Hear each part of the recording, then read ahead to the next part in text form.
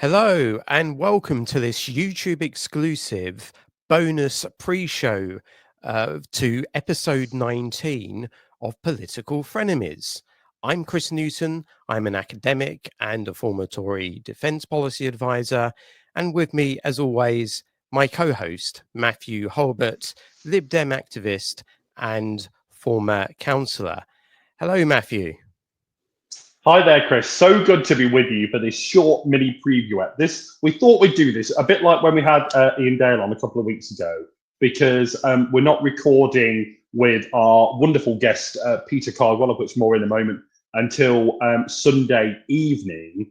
And so we thought we'd do just a little something to tide our YouTube viewers over the weekend. A little juicy bit of political talk before we get our main ep on Sunday. Now, I should just point out, Chris, about Sunday that if we can ask all of our viewers to, fingers crossed, touch wood, pray to God, all of that stuff, because I'm just hoping that I'm on a weekend away over the weekend, and I'm just really hoping that all my trains are okay on Sunday, and that I am indeed back here for the recording with Peter and yourself at 6 o'clock on Sunday. So if I'm not, it's because I'm afraid the good old British rail system has let me down.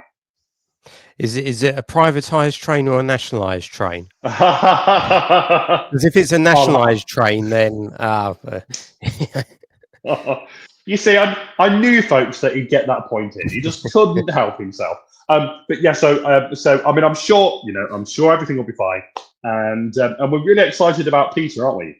Yeah, really excited. Yeah, I think it will be a really insightful, great episode. And we're going to be talking to him about his career, about his media career, about his book, about life as a special advisor, and as a former special advisor. We'll also be talking to Peter about and his new book time there, and his new book as well. Yeah, on about the pets of politics. Yeah. And just on that, Chris, I've just seen as I was, it was actually tweeted yesterday, but I've only just seen it, that apparently, I mean, I don't blame Angela Rayner herself for this, because she doesn't drive herself, someone drives her, but her car going to PMQs yesterday very nearly ran over Larry the cat. Yeah. Oh, that would have been that would have been horrific. But the nation would have been in absolute mourning because we all love Larry.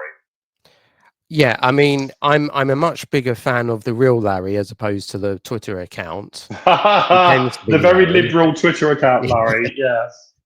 But yeah, I mean, as well, I don't know if the viewers will know, but as Mathew knows, that I'm very much a cat person. Peter's actually a very much a cat person as well. So maybe we'll talk about cats as well during the podcast. Well, I don't have any pets of my own here in this lovely flat, but the nearest thing that I have to pets are actually dogs, and those are the dogs of my youngest nephew and nieces, who go absolutely wild whenever I go and visit them, Buddy and Milo. But I love cats too. So yes, I'm sure it'll be a totally cat friendly environment.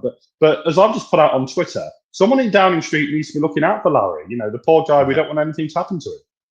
Yeah. I mean, that was a close one, and it's definitely someone needs to watch out for that, because, as I said, no one wants to see a disaster there. No, absolutely not. So yeah, we thought we'd just come on, and it will be really quick, but we thought we'd just quickly discuss 2 or 3 things that we may or may not get to on the full ep on Sunday. Yeah, I mean, obviously we'll, as I mentioned, we'll devote a big bulk of the episodes to Peter's interview, so that does leave us with some restricted time to talk about the week's events, and some of the events that we're going to discuss today aren't necessarily party political events anyway. Right. So we thought we would just use this opportunity just to very briefly to discuss them. There's international and domestic big stories going on this week. On the international front, of course, you have the conflict between Israel and Iran. I mean, Israel launched this stunningly successful air campaign, achieving air superiority very quickly within a day, and with the objective ultimately to degrade, roll back, perhaps even destroy Iran's nuclear facilities. And who knows what other consequences might be flowing from that.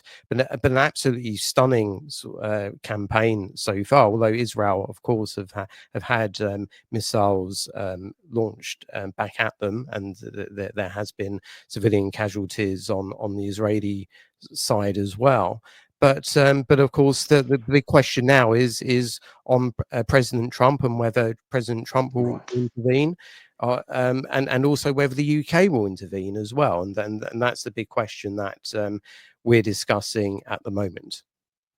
And so just to ask on that, and obviously we are limited for time today, but just on that, Chris, I mean, do you have any clue as to what President Trump is going to do? I mean, I saw a clip of him yesterday talking to reporters when he said, "Oh well, I might do this, I might do that. Who knows what I might do?"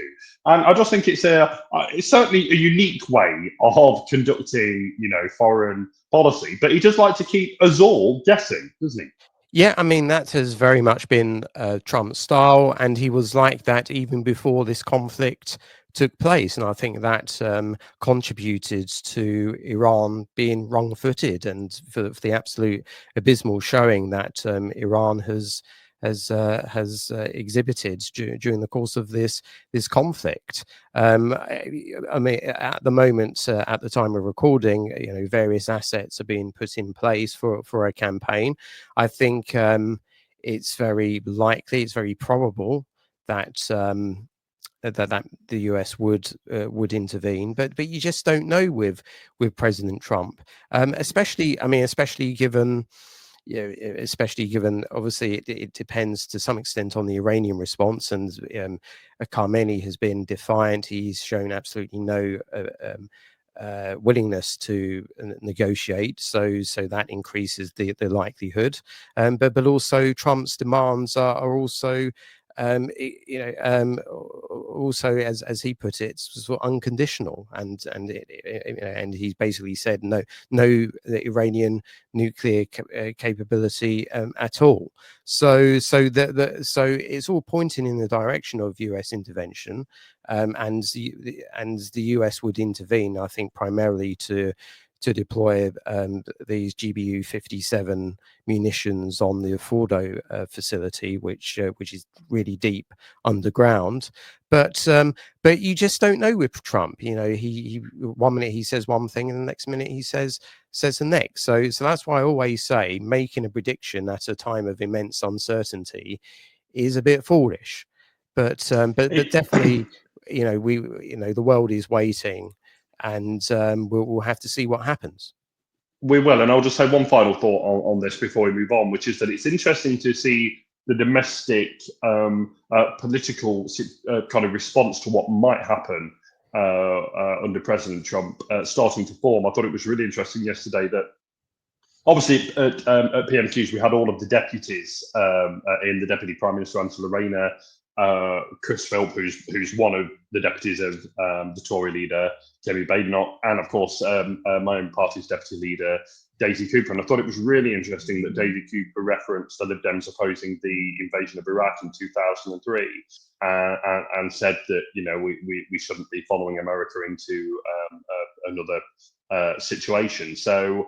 And I've also seen a tweet from one of the Green MPs today saying that we shouldn't be getting involved in this. So the political parties are putting out their stall, ready for if Trump does decide to get involved.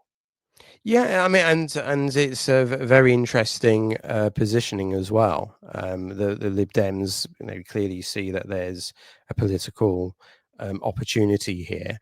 I mean, we'll have to see. I mean, as I say, this is very unpredictable.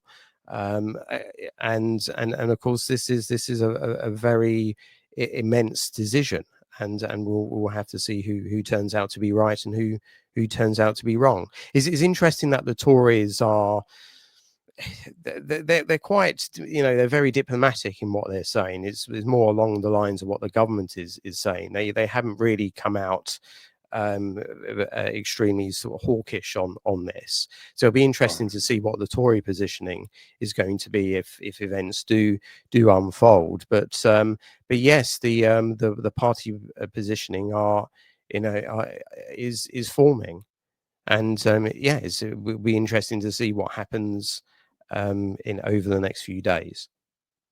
Now, it's been a big week, Chris, domestically as well, but as you say, not especially party politically in that sense, because we have had, and we will have tomorrow as we're recording this, a couple of very big and very important conscience votes. So we had one a couple of days ago in regards to the decriminalisation of abortion, and that went through. A majority of MPs supported that. And then tomorrow, as we're recording this, we've got a very big vote on assisted dying. So parties have 3 votes on these issues, Chris. Yeah. Yes. These are votes of conscience, and yeah. I mean, I just I mean, I have lots of concerns with what's being decided and what's being voted on, but one of my principal concerns is that I don't think there has been enough time to fully debate, to really fully consider the implications of both of the measures that are being voted on. I think, I mean, the vote yesterday on abortion, it was, it was tagged onto another bill, and was, it had a very brief period of debate, even though there are implications, very serious implications of this vote. And although there has been a period of legislative consideration with regards to assisted dying, again, the process does seem to be a bit rushed, and again, there are potential implications that which again, I think needs more time for scrutiny. Now, I know that a number of MPs take the view that you've just espoused there, Chris. I mean, I support both of these things. I think that it was long since past time that we decriminalised abortion. And just to be clear, and this is from my understanding from listening to a number of discussions on this over the past few days, what this means is it doesn't mean that if a medical surgery, whatever, conducts an abortion beyond the legalized number of weeks that we set in this country, that they wouldn't still be in trouble, because they would, from what I gather. What it means is that the woman wouldn't be in trouble, because obviously, these are very distressing things that we're talking about. So it doesn't mean, as I think some have sought to suggest over the past few days, Chris, that you can just have abortions willy-nilly, and that there's no kind of laws around this. No, it doesn't mean that. What it means is that there's still the set number of weeks beyond which you shouldn't be having an abortion. But what this means is that if one is conducted, it won't be the woman that is criminalised. And I personally think that is absolutely right. On assisted dying, I think most viewers and listeners to the podcast would know that I'm a supporter of assisted dying. My argument has always been, and of course, with all of the kind of strictures around it, with the safeguarding around it, and many argue that it's not safeguarded enough. I do, however, feel that for those people, there'd never be enough safeguards for them to support assisted dying. They're just fundamentally opposed to it, and that's their view, and that's entirely fair enough. But my view is that for those in my own party and others who will be voting against this, is that I'm afraid that they're not voting to extend life; they're voting to prolong suffering, and I think that is regrettable. And I think that if someone is of sound mind, and of course you've got to ensure that they are, but if someone is of sound mind and they're in the final few months of their life, but those months are going to be intolerable, then they should have the option of a dignified death. So, I mean, that has long since been my view, Chris. Yeah, and I think you set out your case well there. I just think, I mean, on the abortion policy, the fact that there is, some potential confusion there, again, it reinforces my points that that this needed more consideration, and to tag this into another bill just doesn't do the issue justice.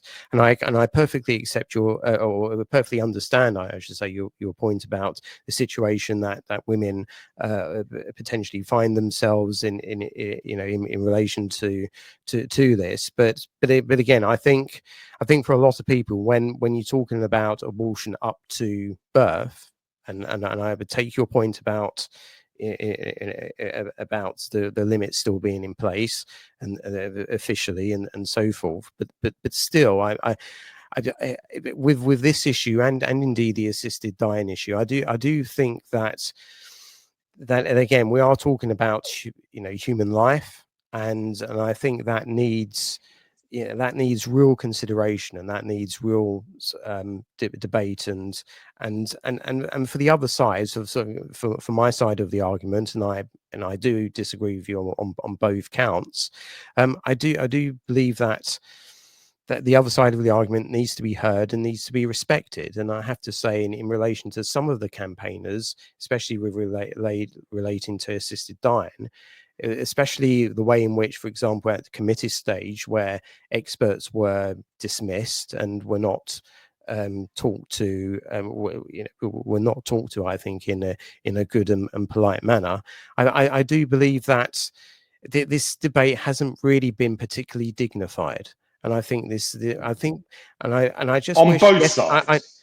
yes, and I just wish, for those people on the other side, that just understand, just okay, accept that you disagree with me, but we are talking about, human life, and that shouldn't be sort of dismissed, and therefore. And therefore, there needs to be a much more thorough and much more respectful debate. And I do think that if your side and the left in general are continue to conduct themselves in this manner, not particularly given full consideration to the other side, then there could be a backlash at some point in the future, and all of the progress that the left, from the perspective of the left, has been made, could be undone in the same way that wokeism is, we're now seeing a backlash against wokeism. We could be seeing a backlash against other social measures that the left has championed. So I would just caution the left in terms of the way in which these debates have been conducted, that there does need to be proper respect and consideration to the other side. Well, my final point, Chris, on this will be this: that of course, I know you're making the point about the left there, but what I'd say is that of course there are supporters of both of these things, and opponents, supporters and opponents in all of the political parties. Certainly the bigger ones, the parties of considerable number, and so there were absolutely Tory MPs who voted for decriminalising abortion the other day, and there'll be Tory MPs and Reform MPs, I think, who vote for assisted dying tomorrow. So in that sense, it's not a party political issue. And what I'd say to you, I'd just reinforce the point that both sides of these arguments haven't always behaved in a manner that we might hope that they would, given the importance of both of these issues. I mean, you don't get much more, whatever your point of view, you don't get much more important issues than issues of life and death, as both of these have been. But I guess that's why people get perhaps a bit too passionate, Chris, that there are no more important issues than these. Yeah, no, and I perfectly accept that, and yes, I also accept your point that that is not strictly along ideological or party political grounds, but in the pursuit of making a quick point, I can't I can't include every caveat. But I do think it's fair to say that the left generally lean towards your position, and the right generally leans towards my position. But I perfectly accept that there are, as always, there are exceptions.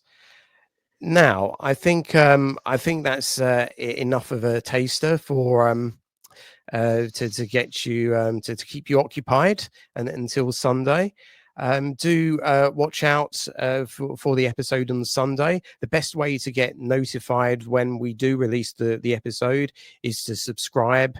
And tap the bell on YouTube, and to follow us on the various podcasting platforms, and to do all of the internety things and follow us at Pole Frenemies on. You've nicked my catchphrase. Well. Yeah. But yeah. Do all of the internet things, folks. Join us for the full episode with Peter Cardwell on Sunday. It's going to be absolutely fantastic. And do pray that my train gets me back home in time to record that episode. Yeah. So yeah, really excited. You really don't want to miss this episode. I think we're going to get, as I said earlier, we're going to get some really interesting insight into how Westminster really works, and that's what I'm going to be looking forward to. But until then, we hope that you have a great weekend, and we will see you on Sunday. And do join us for the full episode of Political Frenemies. Goodbye.